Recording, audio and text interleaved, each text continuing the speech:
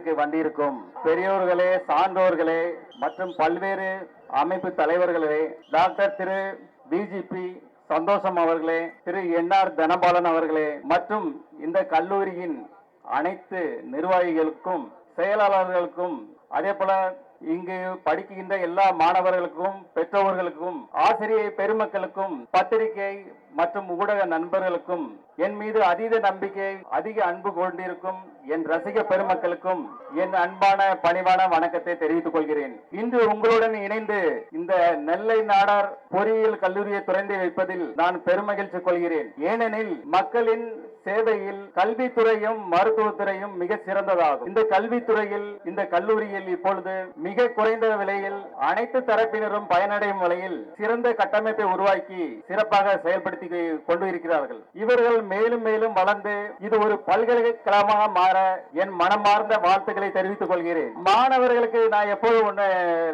சில விஷயங்கள் சொல்லிட்டு இருப்பேன். ஒன்று பாத்தீங்கன்னா, நாம நம்ம தாய் தந்தையை மதிக்கணும். ஏன்னா இந்த உலகத்துல நம்ம தாய் தந்தையை மாதிரி நம்மளுக்கு நல்லது செய்யறதுக்கோ நல்லது நினைக்கிறதுக்கோ இந்த உலகத்துல யாருமே கிடையாது. அதே போல நம்ம ஆசிரியர்கள் அவங்க சொல்லி கொடுக்கறத நல்லபடியா படிச்சோம்னா நீங்க நல்ல மதிப்பெண் வாங்குவீங்க.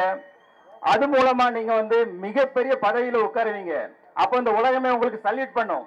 சோ அதை மனசுல எடுத்துட்டு நம்ம உறுதிமொழியா செயல்படணும். அதே போல இலக்கு இல்லாத எந்த பயணமும் எவருக்கும் பயனற்றது. நாம ஒரு இலக்கை தீர்மானிக்க வேண்டும், அந்த இலக்கை நோக்கி பயணிக்க வேண்டும்.